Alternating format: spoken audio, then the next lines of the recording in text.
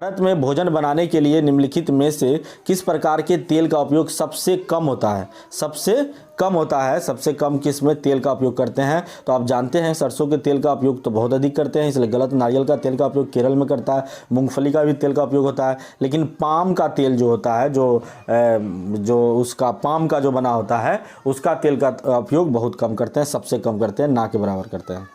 चलिए आगे बढ़ते हैं हम लोग। नेक्स्ट क्वेश्चन है आपका कि मुख्य अध्यापिका ने ईवीएस की एक शिक्षिका से अपने ऑफिस के अंदर रखने के लिए पौधे चुनने के लिए कहा, वह निम्नलिखित में के कौन सा समूह चुनेगी?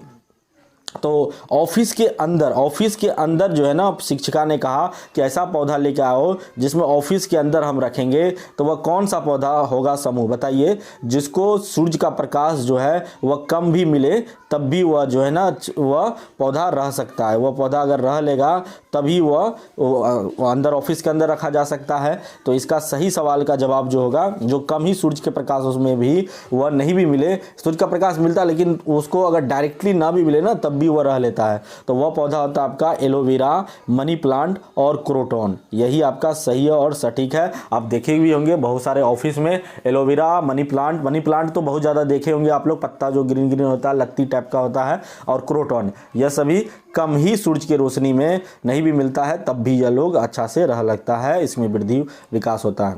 चलिए नेक्स्ट क्वेश्चन देखते हैं। गाँव में यह देखना साधारण है कि महिलाएं अनाज में से भूसी कैसे निकालती है ना? तो महिलाएं जो है अनाज से भूसी कैसे निकालती है, इस विधि को क्या कहा जाता है जी? तो इस विधि को निष्पादन या फटकना कहा जाता है। ठीक है, तो आपको सही जवाब मिल गया होगा। चलिए आगे बढ़ते हैं। अगला क्वेश्चन है, इसका जवाब दीजिए आप लोग कि जीवों में संबंध, जबकि एक जीव को सहचर्य से लाभ होता है और दूसरे जीव को हानि होती है, यानी ऐसा संबंध जिससे एक को लाभ हो रहा है और दूसरे को हानि हो रही है, तो क्या कहा जाता है? बोलिए जी, क्या कहा जाता है? तो टिक लगा दिए होंगे आप लोग को बताते हैं। जब एक को हानि हो एक को लाभ हो, तब जो वह संबंध होता है जीवों का, वह परजीविता या पैरासाइट कहलाता है, और जब दोनों को लाभ होता है एक दूसरे से तो वह सहजीविता कहलाता है। तो यहाँ सवाल है कि एक को लाभ हो रहा और एक को हानि हो रही, तो परजीविता ही सही आंसर आपका हो जाएगा। चलिए आगे बढ़ जाते हैं।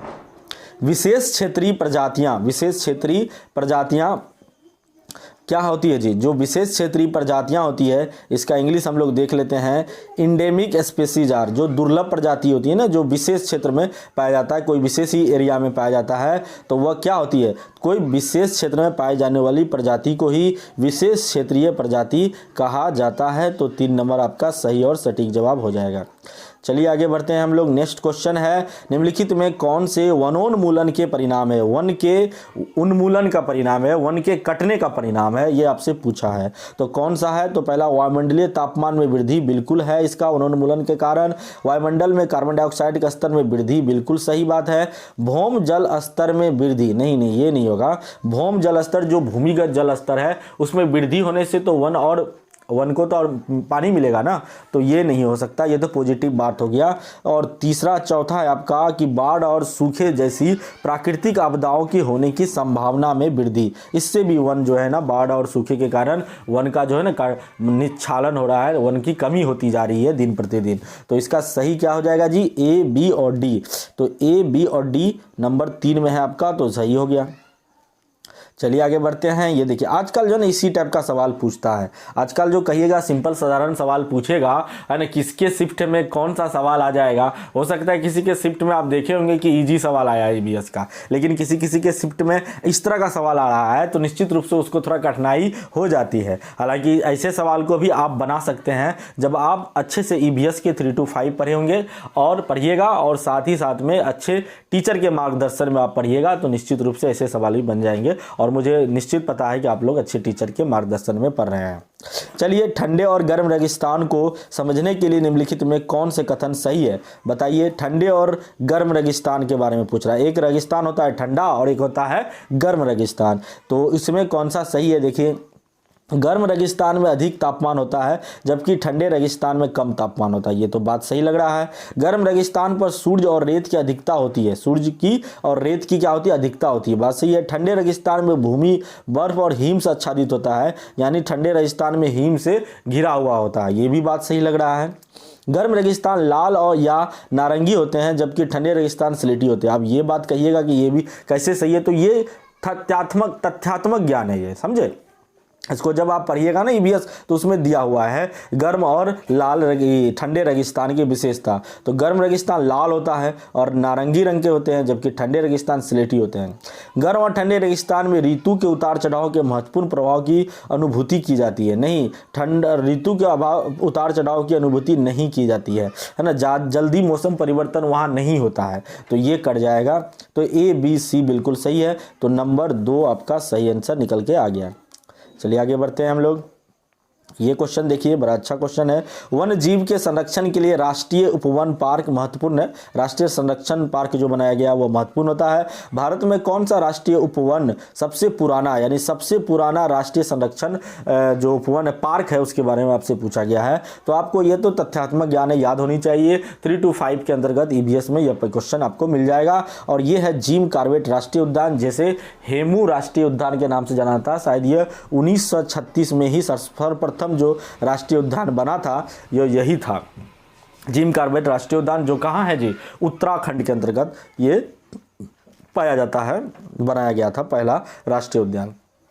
चलिए आगे बढ़ते हैं। आगे क्वेश्चन देख लीजिए आप लोग। नीचे दिए गए पदों से बीज के अंकुरन के सही क्रम को पहचानिए। बीज जो अंकुरन होता है उसका सही क्रम क्या है, ये आपसे पूछा है। सही क्रम को आपको लगाना है। तो बहुत अच्छा सवाल है और थोड़ा समझ के साथ अच्छे से है ना, पेशेंस रख के बनाइएगा ऐसे सवाल को।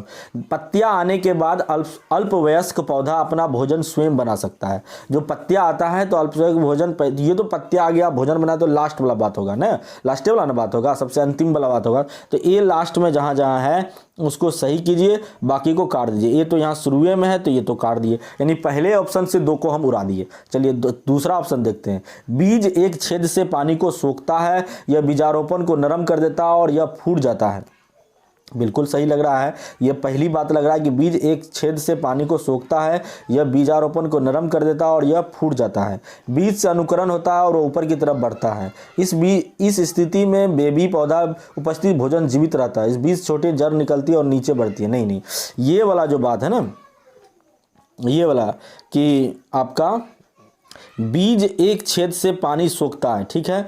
पहले उसको नमी चाहिए, है ना, पहला बात तो उसको नमी चाहिए बीज को, उसके बाद सोखेगा पानी नमी को, और वातावरण को नरम कर देता है, वह चारों तरफ उसको नरम करता है और यह फूट जाता है, उससे जो है ना बीजारोपण में अंकुरन निकलता है। तो पहली बात तो ये होगा, यानी बी पहला होगा। तो बी पहला है तो उसको सही मानिए। तो बी तो यहाँ ई है पहला, तो यही आपका सही होगा। तो देख लीजिए, बड़ा अच्छा से हम जो है ना आपको ये बता दिए। बाकी अगर आप अच्छे से और देखना चाहते हैं तो इसको देख लीजिए। पहले बी होगा, पहले ई होगा, तब फिर बीज से छोटी जड़ निकलती है और नीचे की ओर बढ़ती है, ये होगा। उसके बाद आपका डी होगा, यानी कि स्थिति में बेबी पौधा बीज ऊपर भोजन जीवित रहता है, ये होगा। और उसके बाद आपका क्या होगा जी, सी होगा, और तब बीज अंकुरन होता है और वह ऊपर की तरफ बढ़ता है, और लास्ट में जो होता है ना ए, पत्तियां निकलती है और भोजन स्वयं बनाता है। तो ये सवाल बड़ा मज़ेदार था और बड़ा कॉन्सेप्चुअल था, इसलिए आपको बनाने में थोड़ी कठिनाई हुई होगी, लेकिन आप अगर समझे होंगे तो ज़रूर बना दिए होंगे। चलिए नेक्स्ट सवाल देखते हैं। यह भी सवाल थोड़ा उसी टाइप का है।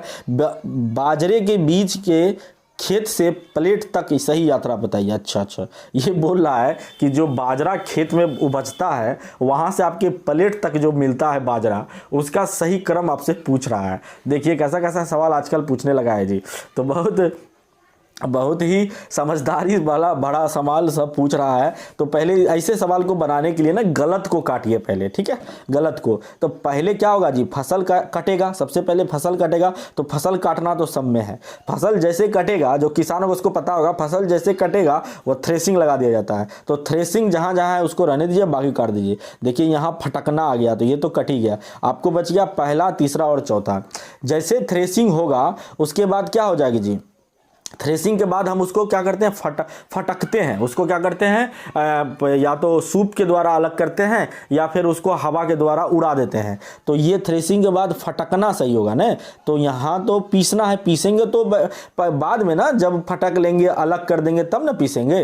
तो ये उससे जो उसका जो खकड़ी जिसे बोलते हैं, जो अवांछनीय पदार्थ होता है, उसको निकाल देते हैं फटक करके ना। तो ये होगा, पहले फसल काटेंगे, फिर थ्रेसिंग करेंगे, फिर फटकेंगे, फिर फिर पीसेंगे, है ना, तब पीसने के लिए भेज देते हैं मिल में, फिर उसको गूँथेंगे, आटा को गूँथेंगे, फिर बेलेंगे और तब फिर बेल करके उसको रोटी बनाएंगे और फिर सेकेंगे, सेक करके फिर क्या करेंगे, खा जाएंगे। तो ये प्लेट तक की यात्रा आपको बता दिए। बड़ा अच्छा और लाजवाब सवाल यह था आपके लिए। चलिए, आपको अगर कॉमन सेंस या फिर थोड़ा सा किसान उसान होंगे आप फैमिली से, बैकग्राउंड से, तो निश्चित समझे होंगे इस सवाल को। चलिए आगे बढ़ते हैं। लाल आंकड़ों की पुस्तक दर्ज करती है। रेड डाटा बुक जो होती है, अर्थ की रेड डाटा बुक ये होती है, वह क्या होती है जी, वह किसको दर्ज करती है? तो रेड डाटा बुक में वह सभी पक्षीय या वनस्पतियाँ पौधे होते हैं, जानवर होते हैं जो कि विलुप्त प्राय होते हैं। तो जो लुप्त प्राय हैं वही होते हैं। तो ये 4 नंबर आपका सही आंसर निकल गया। ये रेड डाटा बुक से सीधे सीधे सवाल पूछा था। अगला है नेहरू इंस्टीट्यूट ऑफ माउंटेनियरिंग स्थित है। नेहरू इंस्टीट्यूट ऑफ माउंटेनियरिंग कहाँ है? तो ये तो आपका किताब में दिया हुआ है और तथ्यात्मक ज्ञान है, यहाँ तो कोई दिमाग नहीं लगेगा। तो ये ऊटी में नहीं है, धर्मशाला में नहीं है, दार्जिलिंग भी नहीं है, उत्तरकाशी में है, जिसे उत्तराखंड भी कह सकते हैं आप।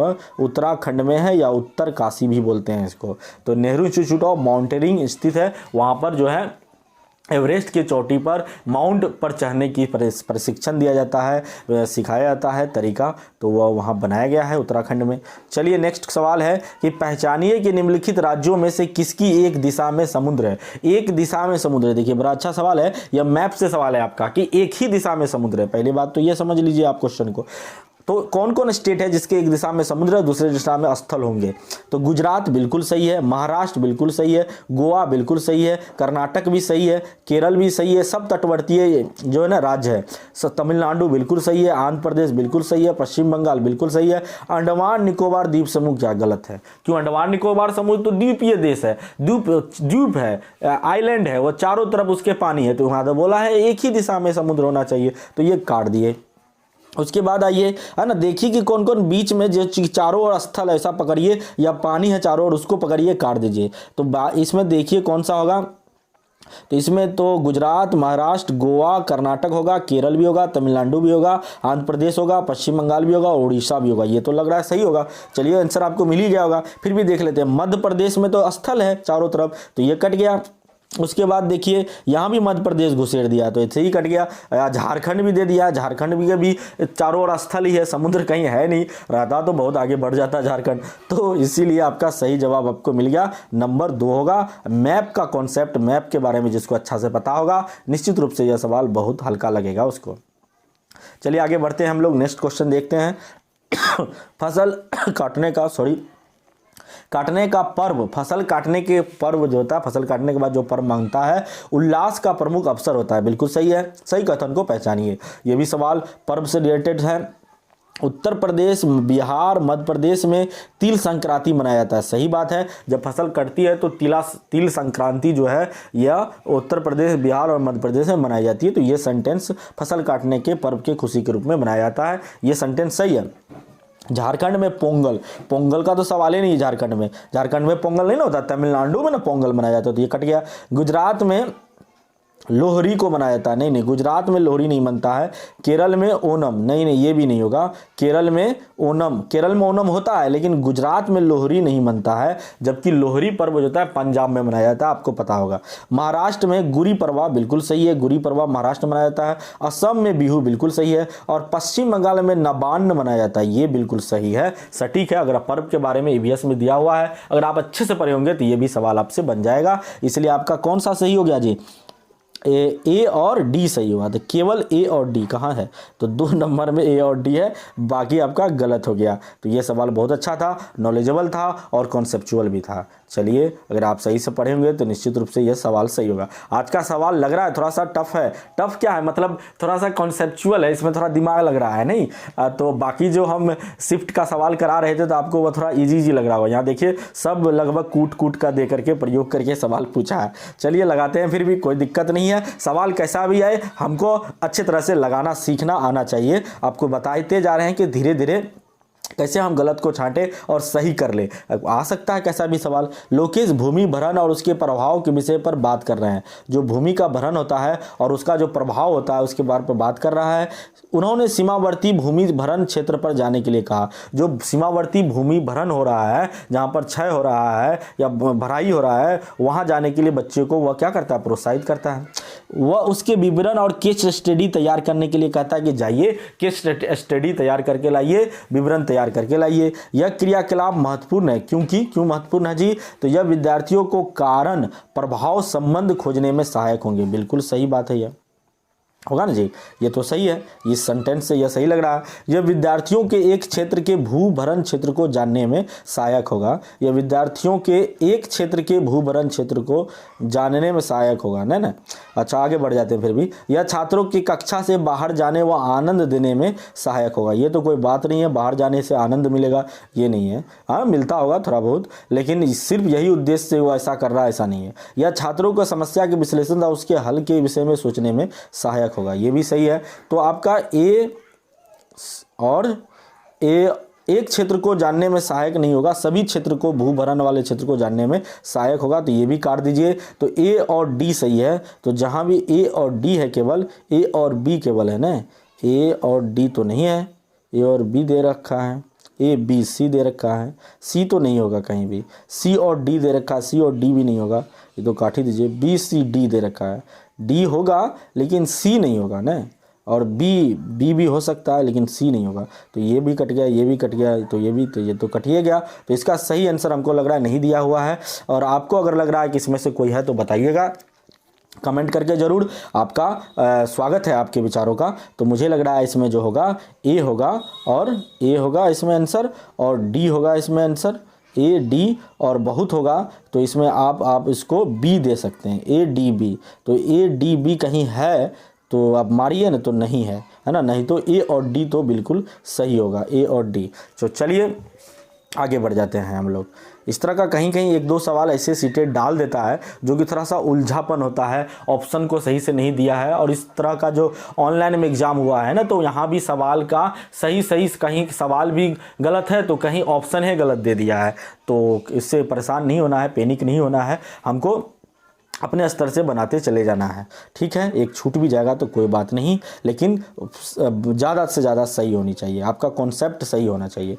यह विद्यार्थियों को पर्यावरण समस्याओं तथा उनके समाधान संबंधित मॉडल बनाने और राष्ट्रीय प्रदर्शनी में भाग लेने के लिए कहा जाता है। ठीक है, उसको मॉडल बनाने के लिए कहा जाता है, विद्यार्थियों को पर्यावरण समस्या से संबंधित और राष्ट्रीय प्रदर्शनी में भाग लेने के लिए कहा जाता है। यह विद्यार्थियों को संलग्न रखने का सबसे अच्छा तरीका है। बिजी रखने का सबसे अच्छा क्या तरीका है? विद्यार्थी मॉडल बनाने में व्यस्त और संलग्न रहेंगे, ऐसा कोई बात नहीं है। मॉडल बनाने में कीमती सामान खरीदने में आनंद मिलता है, ये तो कोई तुक ही नहीं है, तो काट ही दीजिए। मॉडल बनाने से विद्यार्थियों में सृजनशीलता, बिल्कुल सही है, और समालोचनात्मक सोच का विकास होता है। इस तरह का ऑप्शन मिले ना तो पकड़ के आराम से इसको टिक लगा दिया कीजिए, कहीं कोई दिक्कत नहीं होगी, आपको गलत होने का कहीं चांस ही नहीं है। चलिए आगे बढ़ते हैं हम लोग। अगला सवाल देखते हैं कि पर्यावरण अध्ययन की शिक्षिका निम्नलिखित में से कौन से क्रियाकलाप अपने विद्यार्थियों में प्रक्रिया कौशल विकसित करने के लिए उपयोग कर सकती है? तो ये पूछा है आपसे, प्रक्रिया कौशल किसमें विकसित होगा? नृत्य करने से होगा? बिल्कुल नहीं। वाचन करने से कोई तुक नहीं है, गायन से कोई तुक नहीं है, लेकिन बागवानी करने से प्रक्रिया कौशल विकसित होता ही होता है ना, प्रोसेस लर्निंग होती है ना। तो उसमें प्रोसेस स्किल्स समझ में आता है। आप इसको अगर चाहे तो इंग्लिश में देख सकते हैं, कोई बात नहीं है। गार्डनिंग होगा इसका आंसर, है ना। तो इसका होगा कि ये जो है प्रोसेस स्किल्स को अगर आप डेवलप करना चाहते हैं, इम्पार्ट प्रोसेस स्किल्स, तो उसके लिए गार्डनिंग बेहतर ऑप्शन आपके सामने है। ठीक है, आगे बढ़ते हैं हम लोग, नेक्स्ट क्वेश्चन देखते हैं। और इस क्वेश्चन को आप लगाइए पहले। बगीचे में 2 बर्तनों के बीज बोए गए हैं। 2 बर्तनों में बीन के बीज बोए गए हैं। ठीक है, अध्यापक ने राधा को एक बर्तन को छाया में और दूसरे बर्तन को सूरज के प्रकाश में रखने के लिए कहा। राधा को प्रतिदिन अवलोकन करने का रिकॉर्ड रखने के लिए भी कह रहा है ना। देख लीजिए, यहाँ अवलोकन करने का रिकॉर्ड रखने के लिए कहा है। चलिए आगे बढ़ते हैं। तो आत्मविश्वास बढ़ाने में इससे राधा को क्या सहायता मिलेगी? आत्मविश्वास बढ़ाने में नहीं, इसमें कोई दम नहीं लग रहा है। अवलोकन कौशल विकसित करने में, बिल्कुल अवलोकन करने के लिए कर रहा है, रिकॉर्ड रखने के लिए कर रहा है, तो उससे क्या होगा? अवलोकन कौशल क्या होगा? विकसित होगा। तो संप्रत्यय प्रस्तुतिकरण, ये दोनों कट गया, सही आंसर आपको मिल गया। चलिए आगे बढ़ जाते हैं। नेक्स्ट क्वेश्चन देखिए, लगाइए इसको। एक पर्यावरण अध्यापक अपने विद्यार्थियों को एक पर्यावरण संरक्षक कैसे बना सकता है? सर्वश्रेष्ठ संभावना चुनिए, है ना। पर्यावरण संरक्षक बनाना है उसको, तो कौन सा ऑप्शन सही होगा? उन्हें वस्तुओं के पुनः उपयोग पुनः चक्रण में लाने को कहा जाए, ठीक है, लेकिन उन्हें नए संसाधन विकसित करने के लिए कहना चाहिए, ये तो कुछ बात नहीं है। उन्हें अपने इलाके के एक पौधे पेड़ को देखभाल करता बना देना चाहिए, ये तो बहुत अच्छी बात है कि उसे अपने इलाके के या अपने आसपास के पौधे के को देखभाल करता अगर बना देते हैं तो वो उसके प्रति संवेदनशीलता जुड़ती है और वह पर्यावरण संरक्षक बनने की ओर अग्रसर हो जाएगा। उसे अपने पर्यावरण के साथ जुड़ करके अच्छा लगने लगेगा, उसकी महत्व का पता चलने लगेगा। तो यही ऑप्शन सही होगा। तो आगे क्वेश्चन देखिए, निम्नलिखित में कौन से उद्देश्य खोज आधारित शिक्षण से प्राप्त होता है? खोज आधारित शिक्षण से प्राप्त होता है विद्यार्थियों की जिज्ञासा में वृद्धि होती है, विद्यार्थियों की सीखने में व्यस्तता आती है, जिज्ञासा में वृद्धि होती है, बात सही है। सीखने में व्यस्तता आती है, एंगेजमेंट होती है, यहाँ व्यस्तता का मतलब हुआ एंगेजमेंट करना, तो ये भी सही होगा। उसके बाद छात्रों में परस्पर सामाजिक अंतःक्रिया होता है, ये भी सही होगा। निम्न स्तरीय संज्ञानात्मक प्रक्रिया, ये तो नहीं, उच्च स्तरीय संज्ञानात्मक प्रक्रिया होगा तो सही होता। तो ABC सही है, तो ABC जहाँ भी है मार दीजिए, हाँ बिल्कुल ऑप्शन ABC है, नंबर 3 आपका सही होगा। चलिए आगे बढ़ते हैं हम लोग, और ये क्वेश्चन देखिए, बड़ा अच्छा सवाल है कि छात्रों के शिक्षण योग्यता सुधारने के लिए अनुभव जन्य शिक्षण महत्वपूर्ण है। इनमें कौन सी उपलब्धि अनुभव जन्य शिक्षण से प्राप्ति की जा सकती है? अनुभव जन्य एक्सपीरियंस से प्राप्त किया जा सकता है। तो ज्ञानेंद्रिय अनुभव बिल्कुल सही है, ठोस अनुभव बिल्कुल सही है, ज्ञान वृद्धि या ग्रेड में वृद्धि ये तो कोई तुक नहीं है, कौशल प्रक्रिया में सुधार ये तो अभी पढ़े हैं आपको, बिल्कुल सही होगा। तो A, B और D सही है, तो A, B और D तो पहले में है, इसलिए यही आपका सही आंसर हो जाएगा। हम लोग आगे बढ़ जाते हैं। आगे अगला क्वेश्चन है आपका कि सचिन सामाजिक आर्थिक अभावग्रस्त पृष्ठभूमि से संबंध रखता है। वह क्या है? आर्थिक अभावग्रस्त सामाजिक पृष्ठभूमि से संबंध रख रहा है। वह उसकी कक्षा अध्यापिका की श्रीमती खुराना को उसकी सहायता करनी चाहिए। जो उसकी कक्षा अध्यापिका है श्रीमती खुराना, उसको क्या करना चाहिए? उसकी सहायता करनी चाहिए, ये आपसे पूछ रहा है। उसके बाद पूछ रहा है कि और कक्षा में ऐसा वातावरण और स्थिति बनानी चाहिए जिससे क्या होगा जी? उसके संस्कृति और सामाजिक परिवेश को सम्मान में से देखा जाए। बिल्कुल सही बात है। कोई शेड्यूल कास्ट, शेड्यूल ट्राइब का बच्चा आ जाता है, वंचित क्षेत्र के बच्चा आ जाता है, आर्थिक अभावग्रस्त का आ जाता है, तो उसको सम्मान से देखा जाए, सामाजिक परिवेश ऐसा बनाना चाहिए, ये सही बात है। अतोच शायद ये सब तो कट ही जाएगा, आप अच्छे से पढ़ लीजिएगा। चलिए अगला क्वेश्चन है आपका कि निम्नलिखित में से कौन एक पर्यावरण अध्ययन के अध्यापक के लिए ईवीएस कक्षा को प्रभावशाली बनाने में सहायक होगा? तो ईवीएस कक्षा को अगर प्रभावशाली बनाना चाहते हैं आप और एक पर्यावरण अध्ययन के अध्यापक हैं आप, तो विद्यालय का बगीचा बहुत अच्छा होगा, प्रभावशाली होगा। संप्रेषण तकनीकी, ये तो कोई ठीक है, आगे बढ़ते हैं। सूचना व संप्रेषण तकनीकी, ये थोड़ा सा अच्छा लग रहा है कि सूचना और संप्रेषण तकनीकी भी होनी चाहिए, ताकि ईवीएस के बारे में अधिक से अधिक सूचना और कम्युनिकेशन संप्रेषण तकनीक विकसित करें हम, ये होनी चाहिए। विद्युत उपकरण और टेलीविजन, ये कुछ वो खास नहीं लग रहा है। विद्युत उपकरण और टेलीविजन ये नहीं होगा। तो ए और सी, तो ए और सी कहाँ है जी? ए और सी, केवल ए और सी, यही आपका सही आंसर है और दिया हुआ भी यही आंसर है। चलिए आगे बढ़ जाते हैं हम लोग नेक्स्ट क्वेश्चन की तरफ। बहुत अच्छा क्वेश्चन है। श्रीमती मेहरा अपने छात्रों के परस्पर संबंधों, सामाजिक विशेषताओं, गुणों का विकास कर सकता है। परस्पर संबंध का विकास, सामाजिक संबंधों का विकास कर सकता है। वे अपनी पर्यावरण अध्ययन के कक्षा में किस आकलन के साधन का उपयोग करे? बोलिए कौन सा आकलन का उपयोग करेगा जी? लिखित प्रश्न उत्तर तो कोई तुक नहीं है, ये कट जाएगा। समूह चर्चा, बिल्कुल सामाजिक अंतः परस्पर की बात है तो समूह चर्चा या चर्चा द्वारा तो बेहतर होता है। सामूहिक क्रियाकलाप भी बेहतर होगा। मौखिक प्रश्न उत्तर, मौखिक प्रश्न उत्तर उतना इंपॉर्टेंट नहीं होगा, तो बी और सी केवल सही होगा। 1 नंबर आपका सही और सटीक आंसर हो गया। चलिए आगे बढ़ जाते हैं हम। पर्यावरण अध्ययन के अध्यापक श्री मेहरा जी अपनी कक्षा में हमेशा भारत का मानचित्र लेकर जाते हैं। बड़ा अच्छे मेहरा जी है, अपनी कक्षा में क्या लेके जाते हैं? हमेशा भारत का मानचित्र लेके जाते हैं, है ना। कक्षा में हमेशा भारत का मानचित्र लेके जाते हैं। तो इसका मानचित्र अच्छी प्रकार से बने होते हैं, उन्हें पसंद नहीं करते हैं, विद्यार्थी पसंद करते हैं इसलिए लेके जाते हैं क्या? ये तो कोई तुक नहीं है। विद्यार्थी मानचित्र देखकर आनंदित हो जाते हैं, ये तो कोई ठीक है, लेकिन उतना भी इंपॉर्टेंट नहीं है। आपको सबसे सर्वश्रेष्ठ ऑप्शन चुनना है। मानचित्र छात्रों को स्थान और दिशाओं की स्थिति को समझाने में सहायक है, इससे सर्वश्रेष्ठ ऑप्शन आपको मिलेगा ही नहीं, इसलिए 3 नंबर आपका सही हो गया। चलिए आगे बढ़ जाते हैं। अर्जुन अक्सर पर्यावरण अध्ययन की कक्षा में विद्यार्थियों से खेल के मैदान से लौटते हुए क्या देखा, इसके विषय में रोचक प्रश्न पूछते हैं। इस प्रकार के विद्यार्थियों के किस कौशल का आकलन करते हैं, वह किस तरह की कौशल करते हैं। तो खेल के मैदान से लौटते हुए जो ना उसको पूछता है कि अब लौट जब रहे थे तो आपने क्या क्या देखा, तो यह क्या होगा जी, अवलोकनात्मक कौशल ना होगा, अवलोकन करने की बात हो रहा है, ऑब्जर्वेशन करने की बात पूछ रहा है उससे, तो यही आपका सही और सटीक आंसर होगा। नेक्स्ट क्वेश्चन देखिए, प्राथमिक स्तर के लिए कौन सी विधि पर्यावरण अध्ययन शिक्षण के लिए अच्छी नहीं है, पूछा है नहीं है जी। विद्यार्थियों को अवलोकन के लिए कहना बिल्कुल अच्छा है, कक्षा में अध्ययन प्रत्यय और तथ्य देना ये ही गलत है और ये ही सही है। सिर्फ अध्यापन में प्रत्यय दीजिएगा, तथ्य दीजिएगा, है ना, इंफॉर्मेशन खाली भर दीजिएगा, तो ये पर्यावरण अध्ययन शिक्षण के लिए अच्छी विधि नहीं है। प्राथमिक स्तर पर क्षेत्र भ्रमण तो बिल्कुल अच्छी विधि है, लघु चलचित्र दिखाइए, ये भी सही है, तो 2 नंबर आपका सही हो जाएगा इस क्वेश्चन के अकॉर्डिंग। आगे का क्वेश्चन है आपका कि श्रीमती मनीषा पर्यावरण अध्ययन के शिक्षण के लिए अच्छा वातावरण बनाना चाहती है, वे योजना बनाती है सप्ताहांत में अतिरिक्त कक्षा लेने का, विद्यार्थियों को लिखित सामग्री देने का, उसके द्वारा दी गई सामग्री को याद करने का, आसपास क्षेत्र को सर्वे का आयोजन करने का। ये सही होगा, ये सब कट गया जी। चलिए ठीक है, आंसर आपको सही मिल गया। आगे बढ़ जाते हैं, पर्यावरण अध्ययन शिक्षण खाली जगह उपागम का अनुसरण करता है, तो किस उपागम का अनुसरण करता है। पर्यावरण अध्ययन जो होता है आसपास के वातावरण से जोड़ के हम पढ़ाते हैं, आसपास क्या हो रहा है उसकी दृष्टि को, बच्चे को विजुअलाइजेशन वाले प्रोसेस को हम ज़्यादा बढ़ावा देते हैं, यानी अवलोकन करने की क्षमता को अधिक से अधिक बढ़ाते हैं। इसलिए पर्यावरण अध्ययन शिक्षण जो होगा वह अवलोकन जन अधिगम का उपागम का अनुसरण करता है, और यही आपका सही और सटीक आंसर है। तो चलिए हम लोग आगे, तो अब लैंग्वेज है तो यहीं इस चीज को समाप्त कर